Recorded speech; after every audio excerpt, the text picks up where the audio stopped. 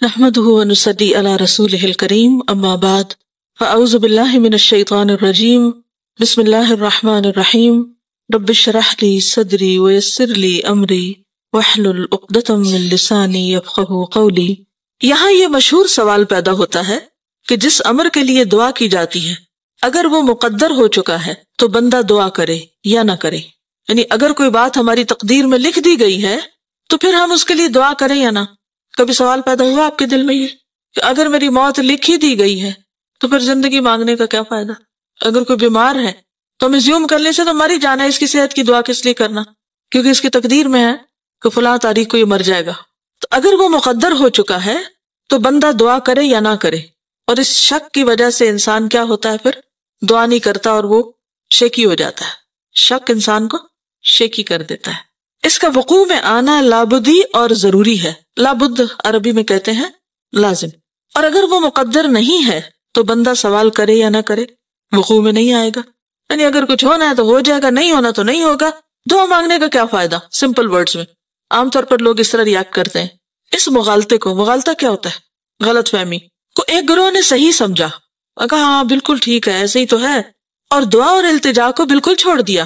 اس بنا پر یہ گروہ اس امر کا قائل ہو گیا کہ سوال، دعا، التجا سے کوئی فائدہ حاصل نہیں ہو سکتا، کوئی فائدہ نہیں دعا کرنے کا، وہی ہوگا جو ہونا ہے۔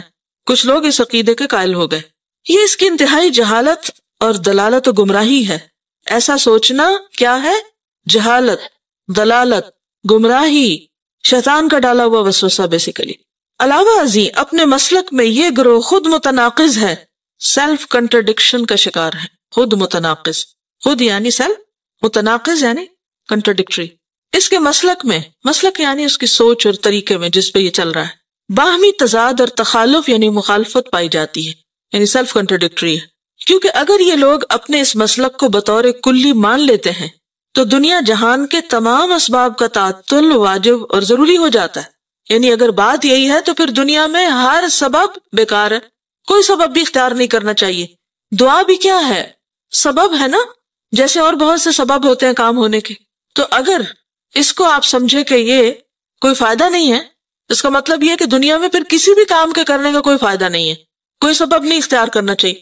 یہاں سے گھر جانا ہے، چلے جائیں گے، گاڑی کی کیا ضرورت ہے؟ گاڑی منگائیں یا نہ منگائیں، چلے جائیں گے۔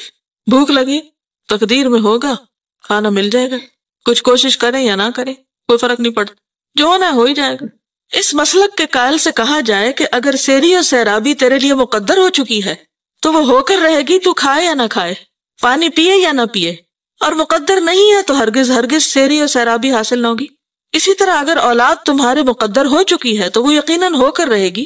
اپنی بیوی باندی سے خلوت و ہم بستری کرو یا نہ کرو، یعنی شادی کرو یا نہ کرو، اور مقدر نہیں تو ہرگز ہرگز اولاد نہ ہوگی، خلوت و ہم بستری کرو یا نہ کرو، پھر تمہیں نکاح کی یا باندی کی کیا ضرورت ہے؟ دنیا کے سارے اسباب اور اسباب کے سارے سلسلے کو اسی طرح سمجھنا چاہیے۔ کیا اس خیال کے آدمی کو عقل مند، بلکہ عقل مند تو کیا انسان بھی کہا جا سکتا ہے جو یہ سوچے؟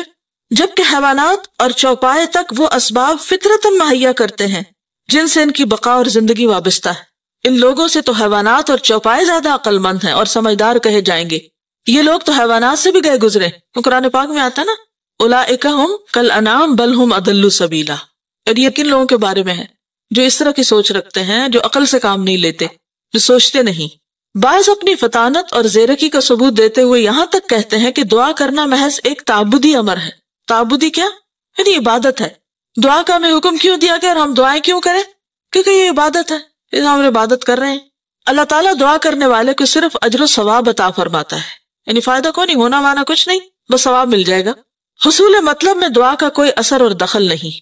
ان زیرک طبع انسانوں کے نزدیک قلب و زبان سے دعا یا التجا کرنے نہ کرنے میں حصول مطلب کے لیے کوئی فرق نہیں۔ زیرک طبع کا کیا مطلب ہے؟ یعنی بڑے سمجھدار، ہوشیار ہیں اور اسمارٹ، یعنی اپنے آپ کو بڑا عقل مند سمجھتے ہیں، تو انہوں نے یہ فلسفہ ایجاد کر رکھا ہے۔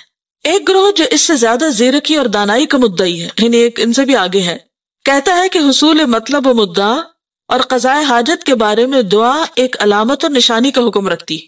اس سے جسٹ سمبل، یعنی دعا کی ریالٹی کچھ نہیں، ایک سمبولک چیز ہے۔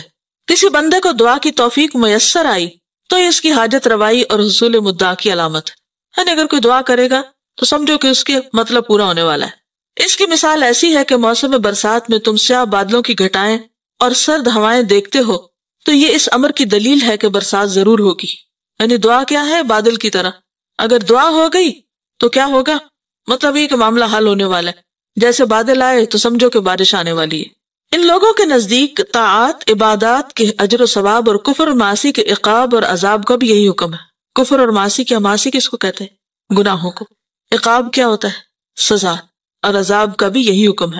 وہ کہتے ہیں کہ اطاعت اور عبادات، کفر و عصیان محض اجر و ثواب، عقاب و عذاب کی علامتیں ہیں اور کچھ نہیں، کیونکہ یہ چیزیں ثواب اور عذاب کے اسباب نہیں ہیں.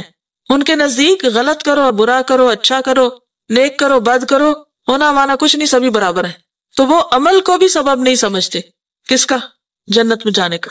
ان لوگوں کے نزدیک کسی چیز کو توڑنے سے ٹوٹ جانے، جلانے سے جل جانے، قتل کرنے سے قتل ہو جانے کا بھی یہی حکم ہے، کیونکہ یہ چیزیں ان امور کے لیے حتمی اسباب نہیں. وہ کہتے ہیں ضروری نہیں کہ کوئی چیز توڑے تو ٹوٹ ہی جائے، جلائے تو جل ہی جائے، قتل کرے تو قتل ہو بھی جائے، کہ ضروری نہیں کہ ایسا ہو. کبھی نہیں بھی ہوتا. کئی لوگ باریک بحثیں کرتے ہیں نا، اب آپ ان سے کہیں کہ یہ کریں تو کہتے ہیں ضروری ہے کہ ایسا کرے تو ہو جائے. مثلا آپ کسی بچے سے کہیں کہ پڑھو تو کیا ضرورت ہے پڑھنے کی؟ کیا سارے پڑھنے والے پاس ہوتے ہیں؟ تو اس سے کیا پوچھنا چاہیے کہ نہ پڑھنے والے کب پاس ہوئے. اصل میں یہ ان مبالغہ آرائیوں میں سے ہے جب لوگ کہتے ہیں نا کہ ہم نے تو پڑھا ہی نہیں اور ہم پھر بھی پاس ہوئے. اس نے تو پڑھا ہی نہیں، اس نے تو کچھ کیا ہی نہیں اور اس کا سب کچھ ہو گیا. ہر وقت چانس اور اس طرح کی نا خیالی دنیا میں جیتے اور اسباب اختیار نہیں کرتے. تو ایسی جھوٹی باتیں بھی عام نہیں کرنی چاہیے. اس کا آخر مقصد کیا ہوتا ہے؟ بعض مائیں بڑے پراؤڈلی کہتی ہیں میں نے تو اپنے بچے کو کبھی پڑھتے دیکھا ہی نہیں، پھر بھی اس کی فرسٹ ڈویژن آ جاتی ہے. کیا آپ اس کو ہر وقت دیکھتی ہیں؟ سائے کی طرح اس کے ساتھ ہے. آپ کو کیا پتا کہ اسکول میں پڑھ لیتا ہوگا یا خود کسی وقت پڑھتا ہوگا، یا یہ کیسے ہو سکتا ہے کہ ایک شخص کچھ بھی نہ پڑھے اور پھر بھی وہ بہت اچھی طرح کامیاب ہو؟ اس طرح کی باتیں پھیلانا بھی ایک جرم ہے. کیوں؟ اس سے دوسروں کو کیا ملتا ہے؟ کون سا سبق؟ کچھ نہ کرو، کوئی فائدہ نہیں کچھ کرنے کا. اور ہماری قوم میں خاص طور پر یہ بات بہت عام ہے. محنت کا درس دینے والے بہت کم ہیں، اور خیالی دنیا میں رہنے والے، خیالی پلاؤ پکانے والے بہت ہیں. خوش فہمیوں میں جینے والے، کچھ کرو نہ کرو ہو ہی جائے گا، جنت بھی ایسے ہی مل جائے گی اور دنیا میں بھی کچھ محنت کی ضرورت نہیں. تو دنیا میں کیا واضح فرق نہیں ہے پھر ہم میں اور ترقی یافتہ قوموں؟ وہ بائی چانس تو نہیں ترقی کر گئے، انہوں نے سخت محنت کی ہے، محنت کر کے اپنی دنیا بنائی، اور ہم صرف خیالوں میں جیتے ہیں کہ ہو ہی جائے گا. اور امتحان دینے میں بھی ہمارا طریقہ کار کیا ہوتا ہے؟ کیا کرتے ہیں؟ چانس پہ. ہر چیز چانس پہ ہے ہماری. لیکن کچھ لوگ تو بڑے عقل مند ہوتے ہیں، وہ ہر چیز چانس پہ نہیں رکھتے، مگر ایسے لوگ کم ہیں. کیونکہ یہ چیزیں ان امور کے لیے حتمی اسباب نہیں، کیونکہ ان چیزوں میں اور ان امور میں کوئی ترتیب و تعلق نہیں، محض ایک عادتی ربط و تعلق ہے. وہ کہتے بس یہ ایک عادت ہے، دیا سلائی جلاؤ تو آگ جل جاتی. کوئی ایسا اثر اور ایسا تعلق اور ربط نہیں جو بطور سبب اور علت کے ہو. وہ کہتے ہیں کہ یہ سبب نہیں کہ چیز پھینکے تو ٹوٹ جائے. وہ کیا کہتے ہیں؟ بس یہ عادت ہے، ایسا ہو جاتا ہے. ان کا یہ قول ظاہر، عقل، شرع، فطرت اور تمام اہل عقل و بصیرت کے خلاف. اس کو انڈر لائن کریں. کس کس کے خلاف ہے؟ عقل، شریعت، فطرت اور اہل عقل و بصیرت کے خلاف. بلکہ دنیا جہان کے عقل مند ارباب بصیرت ان کا مذاق اڑاتے ہیں. مذاق اڑاتے کا مطلب مذاق اڑاتے ہیں. سائل کے بیان کردہ دونوں مسلکوں کے علاوہ اس بارے میں ایک تیسرا مسلک ہے، اور وہی صحیح مسلک ہے. وہ یہ کہ امر مقدور اور مقدر اسباب کے ساتھ ساتھ مقدور و مقدر ہوا ہے. کیا مطلب ہے اس کا؟ مقدور کیا ہوتا ہے اور مقدر؟ مقدور کس وزن پر ہے؟ روٹ کیا ہے؟ قدر سے، تقدیر سے مقدور، جو چیز مقدر میں رکھی گئی. ٹھیک ہے، اور مقدر بھی وہی ہے، دونوں سیم ہے، اسی لیے واو ان کو جمع کر رہی ہے. وہ یہ کہ امر مقدور و مقدر اسباب کے ساتھ مقدور و مقدر ہوا ہے. یعنی تقدیر کس کے ساتھ ہے؟ اسباب کے ساتھ جڑی ہوئی ہے. یہ بات سمجھ آئی ہے کہ نہیں آئی؟ جس کو نہیں آئی وہ ہاتھ کھڑا کر کے پوچھ لے اور میں اسے شاباش دوں گی. اسٹیٹمنٹ کی سمجھ نہیں آ رہی. امر کا کیا مطلب ہے؟ کوئی بھی کام، کوئی بھی چیز جس کی تقدیر لکھی ہوئی ہے یا وہ مقدر ہوا ہے کیسے ہوگا، اس کے ساتھ اس کا سبب بھی مقدر ہے، وہ بھی ساتھ لگا ہوا ہے، اس کی بھی تقدیر ہے، سبب بھی تقدیر کا حصہ ہے. اب سمجھ آئی؟ ہاں، یہ بالکل ایسے ہی کہ جیسے وہ اس روز کسی نے ایک بہت اچھا کمنٹ دیا تھا. کسی نے کسی بزرگ سے کہا کہ دعا مانگنے کا فائدہ نہیں، کیونکہ جو تقدیر میں اگر لکھا جائے. تو انہوں نے کیا کہا؟ کیا پتا کہ تمہاری تقدیر میں لکھا ہو کہ تم دعا مانگو گے تو تمہارا یہ کام ہوگا. پھر یہی بات ہے، یہی بات یہاں پر ہے. ٹھیک ہے، اگر آپ یہ بات یاد رکھ لیں نا، تقدیر کا مسئلہ آپ کو آسانی سے سمجھ آ جائے گا. کیا کہ تقدیر سبب کے ساتھ بندھی ہوئی ہے۔ مثال کے طور پر آپ دیکھیے، جیسے یہ لائٹ لگی ہوئی ہے نا، تو یہ کس کے ساتھ بندھی ہوئی ہے؟ سوئچ کے ساتھ، اس بٹن کے ساتھ۔ یعنی آپ نے ساری محنت، کوشش، سب کچھ کی، لگا ہوا ہر چیز، لیکن جب تک اس کو آن نہیں کریں گے نا، یہ سبب ہے اور یہ مسبب جس کے لیے سبب اختیار کیا گیا ہے۔ تو اب آپ کہیں میری تقدیر میں ہوگی روشنی تو یہ جل پڑے گا، تو اب آپ کو کیا کرنا ہے؟ بٹن دبانا ہے، کیونکہ یہ بھی تقدیر کا حصہ ہے کہ آپ سبب اختیار کریں، یہ اس کے ساتھ ہے۔ ٹھیک ہے، آپ سمجھ آ گئے؟ شکر ہے۔ اور انہی اسباب میں سے ایک سبب دعا بھی ہے۔ ٹھیک ہے، دعا کیا ہے؟ سبب ہے۔ کوئی امر مقدور و مقدر محض بلا سبب مقدور و مقدر نہیں ہوتا۔ اس کو بھی انڈر لائن کر لیں، یہ آپ کو زندگی میں بہت فائدہ دیں گی، یہ باتیں کئی گتھیاں سلجھائیں گی۔ بلکہ اسباب کے ساتھ مقدور و مقدر ہوا، یہ جو بار بار مقدور و مقدر ہے نا، ایک ہی بات کو مختلف طریقوں سے کیا گیا تاکہ آپ بات سمجھ جائیں۔ پس بندہ جب کوئی سبب عمل میں لاتا ہے، اس سبب کے ساتھ، یعنی جب کوئی سبب اختیار کرتا ہے، اسے بٹن آن کرتا ہے، تو اس سبب کے ساتھ جو امر مقدور و مقدر ہے وہ بھی وقوع میں آ جاتا ہے، یعنی لائٹ جل پڑتی ہے۔ ٹھیک، اور سبب عمل میں نہیں لاتا تو اس سبب کے ساتھ جو امر مقدور و مقدر ہے وہ بھی وقوع میں نہیں آتا۔ ٹھیک ہے، مثلا سیری و سیرابی، کھانے پینے کے ساتھ، اولاد ہم بستری کے ساتھ، کھیتی اناج زمین پر دانے بونے کے ساتھ، اور جانور کی جان نکلنا ذبح کرنے کے ساتھ مقدور و مقدر ہے، اور یہی تیسری قسم صحیح اور حق ہے۔ ٹھیک ہے، اس تیسری قسم کے سمجھنے سے سائل محروم ہے۔ کون سا سائل؟ وہ جس نے سوال کیا تھا، اسے اس کے سمجھنے کی توفیق ہی میسر نہیں ہوئی۔ اس تیسری قسم کے لحاظ سے دعا و التجا ایک قوی ترین اور زبردست سبب ہے۔ اسی لیے حضرت عمر کہا کرتے تھے، یا اللہ اگر تو نے ہمیں بدبخت لکھا ہے تو تو ہی ہمیں خوشبخت لکھ دے۔ تو دعا کرتے تھے وہ، اور دعا جو ہے وہ کس کو بدل دیتی ہے؟ یعنی یہ سبب ہے تو اس کی وجہ سے جو مسبب ہے اس میں بھی تبدیلی آ جاتی ہے۔ یمحو اللہ ما یشاء ویثبت، اللہ جس چیز کو چاہتا مٹاتا ہے، جس کو چاہتا برقرار رکھتا ہے۔ اس کے لیے کیا مشکل ہے کہ وہ کسی چیز کو لازم ہی کرے کہ نہیں ایسا ہی ہونا چاہیے، اللہ یہ کہ اس کی مشیت اس کا تقاضا کرتی ہو۔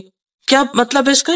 یعنی اس کا جو کریشن پلان ہے اس میں ویسا ہونا زیادہ بہتر، یعنی اس کی مصلحت اس بات کا تقاضا کرتی ہے، اور یہاں سے اللہ تعالیٰ کی اتھارٹی بھی پتہ چلتی ہے۔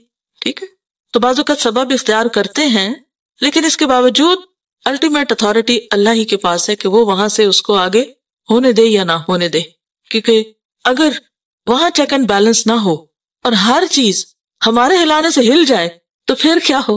اگر ہم کہیں یا اللہ بارش ہو اور جو باہر لوگ ہیں کہ یا اللہ بارش بالکل نہ ہو، نظام درہم برہم ہو جائے سارا، تو اس لیے وہاں چیک اینڈ بیلنس ہونا بہت ضروری ہے کہ یہاں سے جو دعا اٹھی ہے، سبب آیا ہے، کیا اس کو نافذ ہونے دیا جائے اور وہ چیز ہو جائے جو یہ چاہ رہا ہے، اور اگر یہ ہو گئی اور ان کے سروں پہ آ گری تو پھر بنے گا کیا؟ تو یہ جو اللہ نے اتھارٹی اپنے ہاتھ میں رکھی یہ بھی اس کی رحمت ہے۔ عام طور پہ لوگ تقدیر کو نعوذ باللہ اللہ کا ظلم قرار دیتے ہیں کہ اللہ نے تو ہمارے ہاتھ باندھ دیے، ہم تو کچھ کر ہی نہیں سکتے۔ تو یہ اللہ کی طرف سے ظلم نہیں ہے، بلکہ کیا ہے؟ اس کی رحمت ہے کہ اللہ اپنے بندوں پر ہمیشہ مہربان ہے۔ جب کوئی ہماری دعا سن لی جاتی ہے تو بھی اس کی مہربانی ہے، اور اگر نہیں سنی جاتی تو بھی اس کی مہربانی۔ کس طرح؟ کہ یہ بندہ ابھی 4 دن اور مانگے نا ذرا، کیونکہ اگر ابھی اس کو یہ چیز مل گئی جو یہ مانگ رہا ہے تو کیا ہوگا؟ یہ مجھے بھول جائے گا، اور جو کچھ پھر بندہ مانگتا رہتا ہے تو کیا خیال ہے کہ وہ ضائع ہوتا چلا جاتا ہے، وہ جمع ہوتا رہتا ہے۔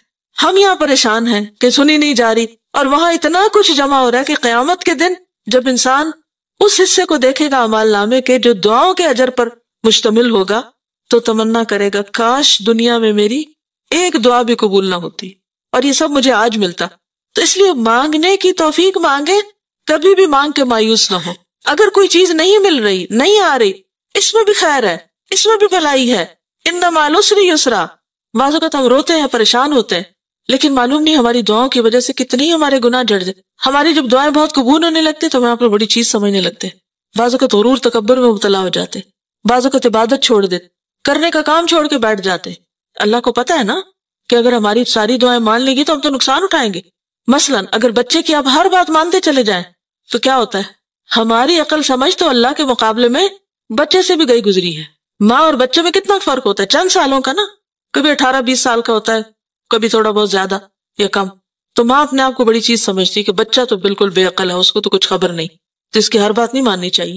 بعض اوقات جینوئن بھی ہوتی ہے تو ہم صرف اس لیے نہیں مانتے کیونکہ بچے نے کہی ہے، تو یہ بچہ ہے اس لیے نہیں اس کی مانی جائے گی۔ تو کتنی بھی پیار کرنے والی ماں ہو، بچے کی ہر بات کبھی نہیں مانتی، اور نہیں ماننی چاہیے، کیونکہ اس کی بعض باتوں میں اسی کے لیے نقصان ہے۔ مثلا اگر بچہ صبح اٹھے اور کہے میں نہیں اسکول جاتا، تو ماں کہو میں گلے سے لگاؤں تمہیں؟ مجھے یاد ہے میں جب چھوٹی ہوتی تھی تو میں رو دھو کے روز اسکول جاتی، میں جانا ہی نہیں چاہتی تھی، رو رو کے برا حال کر لیتی تھی، اور کیا سمجھتی تھی میں بہت ہی مظلوم ہوں اور میرے ماں باپ بہت ظالم ہیں۔ لیکن اب میں بعض اوقات کانپ اٹھتی ہوں کہ اگر میرے ماں باپ ذرا بھی ڈھیلے پڑتے تو میں کہاں خوار ہوتی، لیکن اس وقت ہمیں سمجھ نہیں آتی۔ اسی طرح استاد بعض اوقات سختی کرتے ہیں اور ہم ان کو بہت ظالم سمجھتے ہیں، حالانکہ وہ سختی ہمارے حق میں اچھی ہوتی ہے۔ تو بہرحال میرے نزدیک جو چیز اچھی ہے میں اس پہ رو دھو کے دعا مانگ رہا ہوں۔ اب تو دے تو تیری رحمت، اور تو نہ دے تو میں پھر بھی ناراض نہیں، کیونکہ اس میں بھی میری ہی بھلائی ہے جو تو مجھے نہیں دے رہا، کیونکہ اگر مجھے مل جائے وہ جو میں مانگ رہا ہوں تو ہو سکتا ہے وہی میرے لیے ہلاکت کا باعث ہو جائے، تو یہ بھی اس کی رحمت ہے۔ بس اگر کسی امر مقدور کا وقوع دعا کے ساتھ مقدر ہے تو پھر یہ کہنا کسی بھی طرح صحیح نہیں کہ دعا سے کوئی فائدہ نہیں، جس طرح یہ کہنا صحیح نہیں کہ کھانے پینے اور دیگر حرکات اور اعمال سے کوئی فائدہ نہیں ہو سکتا۔ یقیناً حصول مطلب کے لیے دعا اور التجا سے زیادہ کوئی چیز مؤثر، مفید اور نفع بخش نہیں، اور اس سے بڑھ کر کوئی دوسرا سبب نہیں۔ کس سے بڑھ کر کوئی دوسرا سبب نہیں؟ دعا سے۔ اسی لیے آپ کوشش کے ساتھ دعا بھی لازمی کریں، ٹھیک ہے؟ یعنی دونوں چیزیں ساتھ ساتھ چلیں گی، یعنی ظاہری اسباب بھی اور دعا والا سبب بھی۔ مثلا ایک کام کو کرنے کے لیے، مثلا گھر میں داخل ہونا ہے آپ نے، تو آپ کیا کرتے ہیں؟ اپنی لاک کھولتے، اندر داخل ہوتے، داخل ہو گئے، ساتھ کون اور داخل ہو گیا؟ شیطان بھی داخل ہو گیا۔ اب وہ آ کے فتنے پھیلا رہے ہیں، لڑائی جھگڑے کرا رہے ہیں اور غلط کام ہو رہے ہیں گھر میں۔ اب آپ کیا کرتے ہیں کہ آپ دروازہ بھی کھول رہے ہیں اور اس کے ساتھ ساتھ دعا بھی پڑھ رہے ہیں، تو آپ ایک حفاظت کے ساتھ داخل ہو رہے ہیں، گھر سے باہر نکل رہے ہیں تو بھی یہی بات ہے۔ اب آپ دعا تو پڑھیں اور دروازہ نہ کھولیں تو یہ بھی درست نہیں، آپ دروازہ کھولیں اور دعا نہ پڑھیں یہ بھی درست نہیں، تو بہتر کیا ہے؟ بالکل اسی طرح بیمار ہیں آپ، دوا لینی ہے آپ کو، ایک یہ ہے کہ دوا نہ لیں اور صرف دعا کریں، اور دوسرا یہ ہے کہ دوا لیں اور دعا نہ کریں، اور تیسرا یہ ہے کہ دوا بھی لیں اور دعا بھی کریں۔ دوا بھی سبب ہے، دعا بھی سبب ہے، ان دونوں میں سے بھاری سبب کون سا ہے؟ دعا۔ لیکن اس کا یہ مطلب ہرگز نہیں کہ مضبوط یا بہترین سبب لینے کی وجہ سے آپ نے دوسرے سبب کو اگنور ہی کر دیا، تو اس کو ساتھ لے کے چلنا ہوگا، یہی اللہ کا حکم ہے۔ واضح؟ اچھی طرح واضح کہ جب بھی کوئی مشکل پیش آئے، کوئی بھی کام کرنا ہو، کوشش پلس دعا، صرف اپنے زور بازو پر بھروسہ نہیں کرنا۔ کس پر بھروسہ کرنا؟ اللہ پر، کہ سائی ہماری طرف سے، اتمام اللہ کی طرف سے، ہم کوشش کریں گے، کام کو مکمل کرنا اللہ کے ذمہ ہے۔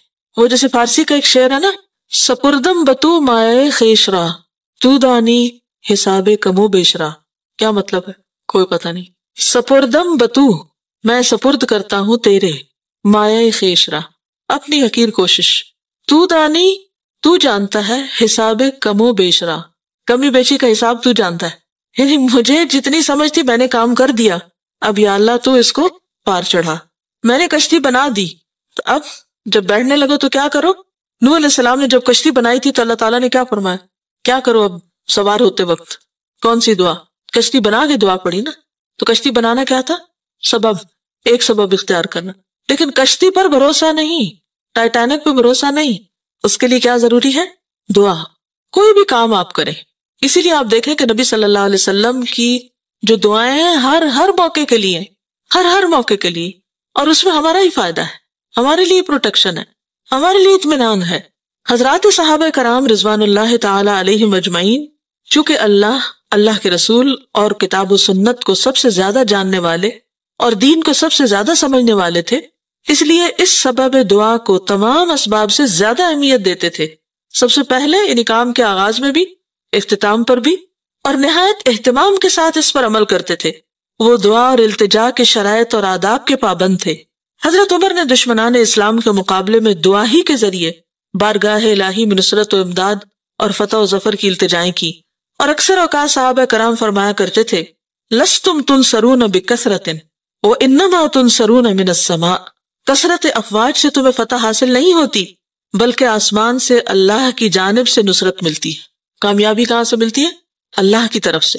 مزید فرماتے تھے، انی لا احمل ہم الاجابہ ولكن ہم الدعاء فاذا الہمت الدعاء فان الاجابۃ معه، مجھے اجابت دعا کی فکر نہیں، یعنی دعا کی قبولیت کی فکر نہیں، فکر ہے تو دعا کی. جب دعا کی توفیق دی گئی تو اجابت تو اس کے ساتھ ہی ہے. اذا سألک عبادی انی فانی قریب اجیب دعوت الداعی اذا دعانی. اجیب یعنی جب آپ پکارتے ہیں تو اللہ کی طرف سے کیا وعدہ آ جاتا ہے؟ اجیب، اجابت ہو جاتی ساتھ ہی. کسی شاعر نے اس مقصد کو اپنے شعر میں یوں ادا کیا ہے: لو لم ترد نیل ما ارجو واطلبه من جود کفیک ما علمتنی الطلبا. اور اس کو عودتنی بھی پڑھا گیا، علمتنی کو. ٹھیک ہے، ترجمہ کیا ہے؟ اپنے دست سخا یعنی سخاوت سے اگر میری طلب پوری کرنے کا تو ارادہ نہ کرتا تو مانگنا مجھے نہ سکھایا ہوتا. اگر تو نے میری آرزو پوری کرنے کا ارادہ نہ کیا ہوتا تو مجھے مانگنا ہی نہ سکھایا ہوتا. اس کا مطلب یہ کہ تو میری آرزو پوری کرنا چاہتا ہے، میری مراد پوری کرنا چاہتا ہے، اسی لیے تو مجھے دعا کا حکم دیا اور دعا کرنا بھی سکھایا. تو جو تو نے سکھایا اس کو میں کیوں نہ اختیار کروں؟ جی بالکل. حضرت آدم علیہ السلام کو جب احساس ہوا کہ ان سے غلطی ہو گئی تو انہوں نے کیا کہا؟ وَتَلَقَّى آدَمَ مِن رَبِّهِ كَلِمَاتٍ فَتَابَ عَلَيْهِ. تو اللہ ہی نے سکھایا نا آدم کو، کیونکہ انہیں یہ بھی نہیں پتا تھا کہ اب کیا کروں، کیسے مانگوں. تو اللہ نے کلمات سکھا دیے. تو اگر اللہ نے دعائیں قبول نہیں کرنی تھی تو سکھائی کس لیے؟ واضح. پس جس شخص کو دعا القاء کی گئی یعنی دل میں ڈال دی گئی، دعا و التجا کی توفیق عطا کی گئی، تو سمجھ لینا چاہیے کہ اس نے ضرور اجابت دعا کا ارادہ فرما لیا. چنانچہ اللہ سبحانہ و تعالیٰ کا ارشاد ہے: ادعونی استجب لکم، المؤمن 40-60. تم مجھ سے مانگو میں تمہاری دعا قبول کروں گا. مزید ارشاد ہے: وَإِذَا سَأَلَكَ عِبَادِي عَنِّي فَإِنِّي قَرِيبٌ أُجِيبُ دَعْوَةَ الدَّاعِ إِذَا دَعَانِ.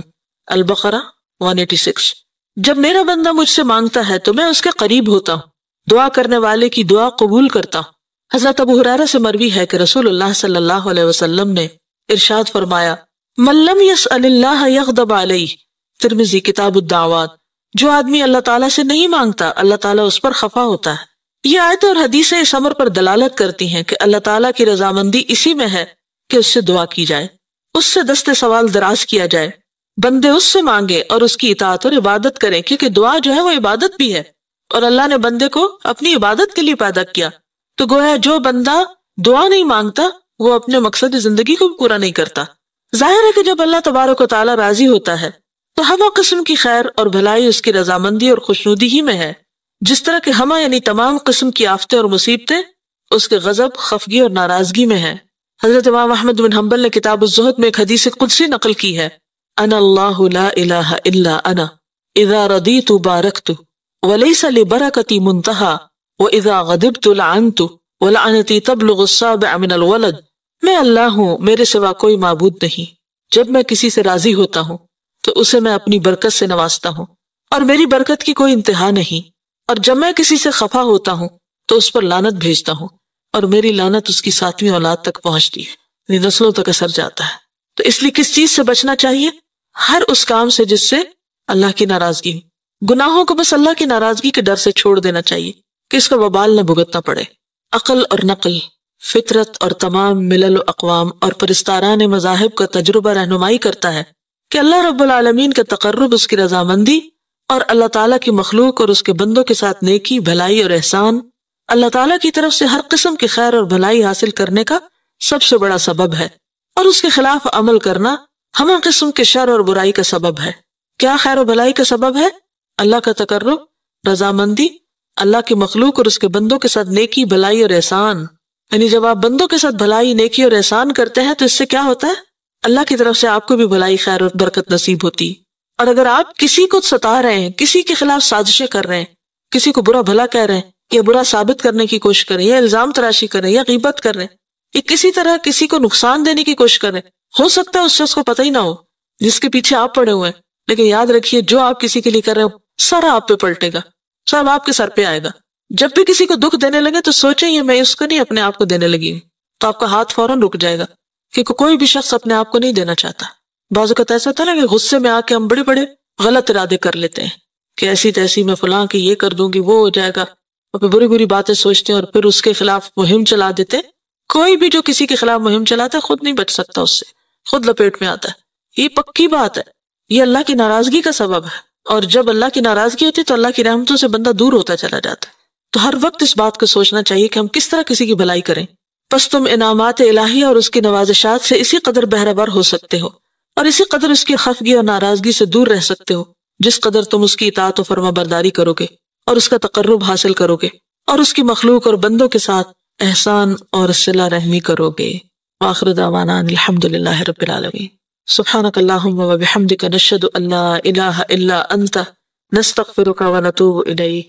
السلام علیکم و رحمۃ اللہ وبرکاتہ.